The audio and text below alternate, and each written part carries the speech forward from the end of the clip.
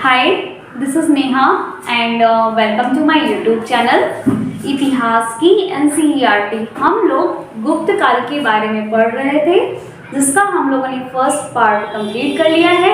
आज हम लोग गुप्त काल का सेकेंड पार्ट पढ़ेंगे। आज हम लोग गुप्तकालीन प्रशासन के बारे में पढ़ेंगे। गुप्तकालीन प्रशासन के अंतर्गत राजा या सम्राट का स्थान केंद्र में हुआ करता था और राजा की सहायता के लिए मंत्री परिषद की नियुक्ति की जाती थी और मंत्री परिषद के सदस्यों को अमात्य कहा जाता था। इसके बाद राजा के जो अधिकारी हुआ करते थे, उनको जो वेतन दिया जाता था, उन्हें वेतन नगद रूप में ना देकर, यानी नगद वेतन ना देके उन्हें भूमि दी जाती थी। इसके बाद हम लोग साम्राज्य विभाजन के बारे में पढ़ेंगे कि गुप्त काल में साम्राज्य का विभाजन किस प्रकार से हुआ था। तो पहले सबसे बड़ा जो था वो साम्राज्य था। साम्राज्य कई भुक्ति या प्रांत में विभाजित था, फिर और कई विषय या जिला को मिलाकर भुक्ति बना हुआ था। इसके बाद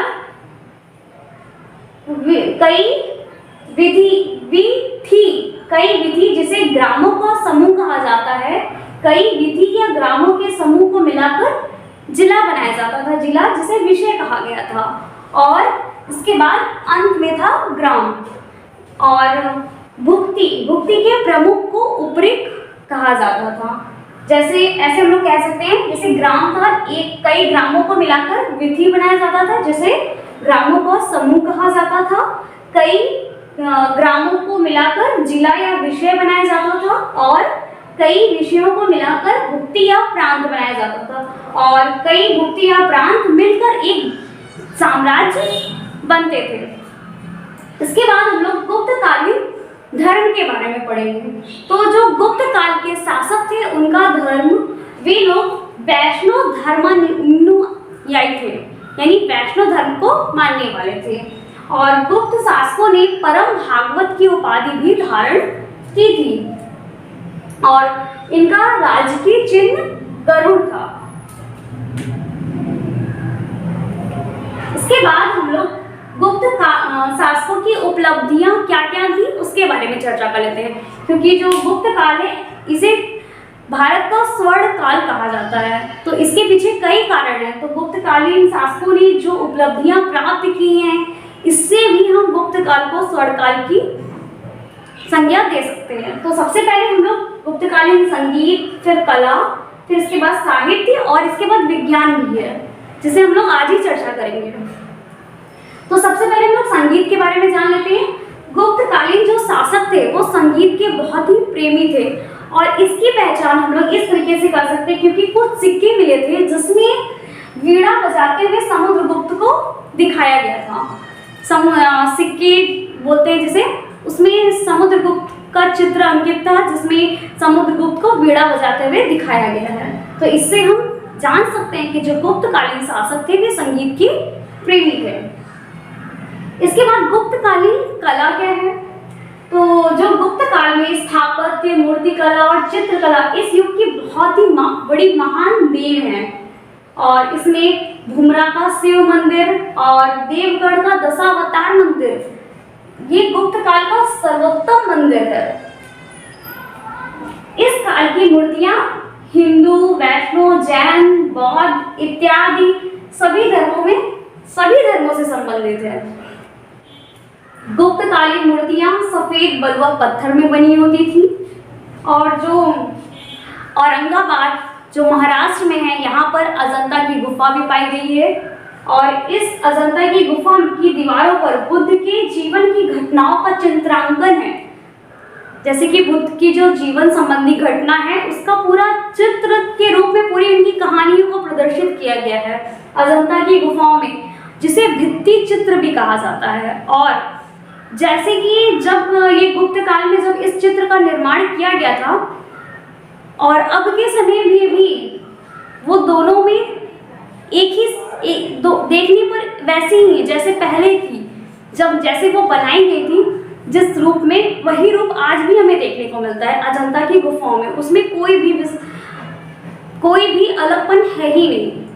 यानी कि गुप्तकालीन जो शासक थे उन्होंने ऐसे रंगों का प्रयोग किया था जो रंग अभी भी बेरंग नहीं हुए, उनमें अभी भी वही चमक है। इसके बाद हम लोग गुप्तकालीन साहित्य के बारे में जान लेते हैं। तो चंद्रगुप्त सेकंड के दरबार में 9 रत्न थे। 9 रत्न चंद्रगुप्त सेकंड के दरबार में थी, जिनमें से एक कालिदास भी थे। और कालिदास की जो प्रमुख रचना है उसमें पहली है अभिज्ञान शाकुंतलम, रघुवंशम, फिर कुमार संभवम। ये कालिदास की ये प्रमुख रचना है। और कुछ नाटक भी हैं, जैसे शूद्रक की रचना है मृच्छकटिकम और विशाख दत्त की रचना है मुद्रा राक्षस। इसके साथ हम आपका एक बार रिवीजन करा देते हैं। तो हम लोग गुप्तकालीन प्रशासन के बारे में पढ़ रहे थे, जिसमें राजा केंद्र में हुआ करता था और राजा की सहायता के लिए मंत्री परिषद की नियुक्ति की जाती थी और मंत्री परिषद के सदस्यों को अमात्य कहा जाता था। और राज्य के जो अधिकारी हुआ करते थे उन्हें वेतन नगद रूप में न देकर भूमि दी जाती थी। इसके बाद साम्राज्य विभाजन कैसे हुआ था? ग्राम, कई ग्रामों को मिला के विधि, फिर कई विधि को मिला के विषय, फिर कई विषयों को मिला के भुक्ति, फिर कई भुक्तियों को मिलाकर एक साम्राज्य का निर्माण किया गया था। साम्राज्य के प्रमुख को उपरीत कहा जाता था। और जो गुप्तकालीन धर्म क्या था? गुप्तकालीन शासक वैष्णव धर्मानुयायी थे और गुप्त शासकों ने परम भागवत की उपाधि भी धारण की थी। गुप्त शासकों की उपलब्धियां क्या थी? गुप्त शासक संगीत के प्रेमी थे, जैसे कि हम लोग ने बताया कि गुप्तकालीन सिक्कों पर कुछ ऐसी आकृतियां मिली जिसमें समुद्रगुप्त को वीणा बजाते हुए प्रदर्शित किया गया है। कला, स्थापत्य, मूर्तिकला एवं चित्रकला इस युग की एक महान देन है। बुमरा का शिव मंदिर, देवगढ़ का दशावतार मंदिर, ये गुप्तकालीन मंदिरों का सर्वोत्तम उदाहरण है। और इस काल की मूर्तियां कई धर्मों से मिली हुई, जैसे कि हिंदू, वैष्णव, जैन, बौद्ध इत्यादि कई धर्मों से संबंधित है। और इन मूर्तियों में सफेद बलुआ पत्थर का प्रयोग हुआ है। जो अजंता की गुफा है, इनकी दीवारों पर बुद्ध के जीवन से संबंधित चित्रांकन किया गया है, जो अभी भी वैसी ही जैसे प्रारंभ में थी। साहित्य, चंद्रगुप्त सेकंड के दरबार में 9 रत्न थे, जिनमें से कालिदास भी एक थे, जिसमें कालिदास की जो प्रमुख रचना है अभिज्ञान शाकुंतलम, रघुवंशम और कुमार संभवम। इसके बाद नाटक में शूद्रक की मृच्छकटिकम और विशाख दत्त की मुद्रा राक्षस। हम लोग गुप्त साम्राज्य की उपलब्धियों के बारे में पढ़ रहे थे, जिसमें हम लोगों ने संगीत, कला, साहित्य के बारे में पढ़ लिया था। और साहित्य में पुराणों की रचना प्रारंभ हुई थी। साहित्य के अंतर्गत पुराणों की रचना प्रारंभ होने लगी थी और पंचतंत्र की कहानियां भी लिखी गई थी, जिसमें बहुत सारे रोचक कहानियां भी लिखी गई थी, जिसमें बच्चों के लिए हितप्रद और लाभप्रद भी था। इसके बाद रामायण एवं महाभारत को इसी गुप्त काल में ही अंतिम रूप प्रदान किया गया था। इसके बाद हम लोग विज्ञान के बारे में पढ़ेंगे। ये बहुत इंपॉर्टेंट है। गुप्त काल का विज्ञान, इसमें विज्ञान में क्या क्या उपलब्धि हुई?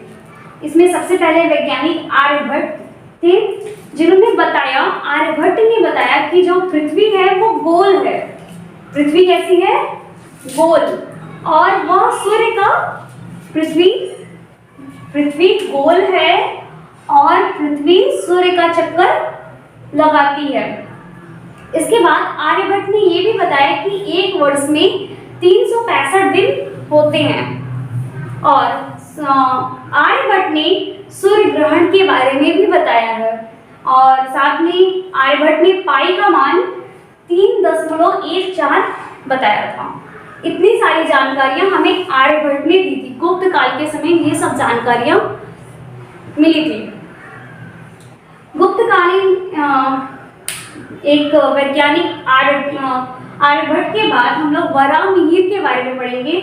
वराहमिहिर चंद्रगुप्त सेकंड के दरबार में 9 रत्नों में से एक थे, जिन्होंने वराहमिहिर में बताया कि चंद्रमा पृथ्वी का चक्कर लगाती है और पृथ्वी सूर्य का चक्कर लगाती है। इसके बाद ब्रह्मगुप्त ने ये बताया कि पृथ्वी पे कोई ऐसी शक्ति है जो हर एक वस्तु को अपनी ओर खींच रही है, आकर्षित कर रही है, जिसे उन्होंने गुरुत्वाकर्षण का नाम दिया। और इसी को गुरुत्वाकर्षण का सिद्धांत कहा जाता है, जो गुप्त काल में ही आरंभ हो गया था। मतलब उसी समय इसके बारे में जानकारियां प्राप्त हो गई थी। और बाद में हम लोग आज के समय में जो फिजिक्स पढ़ते हैं, जिसमें हम लोगों को बताया जाता है कि न्यूटन ने गुरुत्वाकर्षण के बारे में बताया था, वो भी ठीक है, लेकिन सबसे पहले ब्रह्मगुप्त ने गुरुत्वाकर्षण बल के सिद्धांत दिया था। इसके बाद फायान के अनुसार गुप्त काल की सामाजिक स्थिति कैसी थी। इसमें जब फायान भारत आया था तो भारत के लोगों से वो मिला, देखा। उसने भारत के बारे में जब देखा, सुना, तो उसे भारत के लोग बहुत अच्छे लगे। उसे ये देश, हमारा देश भारत बहुत ही अच्छा लगा। इसलिए ये फायान जो था चंद्रगुप्त सेकंड के समय में भारत आया था। उसने भारत के लोगों की काफ़ी प्रशंसा की। उसने बताया कि भारत में काफ़ी शांति व्यवस्था है, यहाँ पर चोरी नहीं होती है, यहाँ के लोग एक दूसरे की भलाई करते हैं। और उसने एक चिकित्सालय देखा था। फायान ने पाटलिपुत्र में एक बहुत बड़ा चिकित्सालय देखा था, और साथ ही एक धर्मशाला का भी वर्णन करता है, जिसमें वो बताता है कि गुप्त काल के लोग जो जैसे गरीब थे, दुखी थे, वे बताते हैं, वो बताता है कि फायान बताता है कि जो यहाँ के लोग थे, जैसे जो गरीब थे, दीन दुखी थे, वो यहाँ पर आके भोजन इत्यादि किया करते थे। और इसके बाद फायान बहुत सारी चीज़ों के बारे में बताता है, जैसे कि फायान बोलता है कि नगर में अनेक संस्थाएं थी जहां दीन दुखियों की मदद एवं अपाहिजों की सेवा भी की जाती थी। इसके साथ ही गुप्त काल के लोग दानी एवं दयालु प्रवृत्ति के थे, और गुप्त काल के लोग लहसुन, प्याज, ये शराब इत्यादि का सेवन नहीं करते थे, और वे अहिंसक एवं सत्यवादी थे। तो इसके साथ ही हम आपका एक बार रिवीजन करा देते हैं, जिसमें हम लोग आज गुप्तकालीन उपलब्धियों के बारे में पढ़ रहे थे। हम लोगों ने कला, संगीत, साहित्य के बारे में पढ़ा था, जिसमें हम लोगों ने ये भी जाना कि साहित्य में पुराण की रचना और पंचतंत्र की कहानियों की भी रचना इसी काल में आरंभ हुई थी। और महाभारत एवं रामायण को अंतिम रूप गुप्त काल में ही दिया गया था। इसके बाद हम लोगों ने गुप्तकालीन विज्ञान के बारे में पढ़ा, जिसमें आर्यभट्ट ने क्या क्या बताया। आर्यभट्ट ने बताया कि पृथ्वी गोल है और वह सूर्य का चक्कर लगाती है, और एक वर्ष में 365 दिन होते हैं। सूर्य ग्रहण के बारे में बताया, और साथ ही पाई का मान 3.14 भी बताया। किसने? आर्यभट्ट ने। फिर वराहमिहिर, जो कि चंद्रगुप्त सेकंड के दरबार में 9 रत्नों में से एक थे, जिन्होंने ये बताया कि जो चंद्रमा है वो पृथ्वी का चक्कर लगाती है और पृथ्वी सूर्य का चक्कर लगाती है। इसके बाद ब्रह्मगुप्त ने गुरुत्वाकर्षण का सिद्धांत दिया।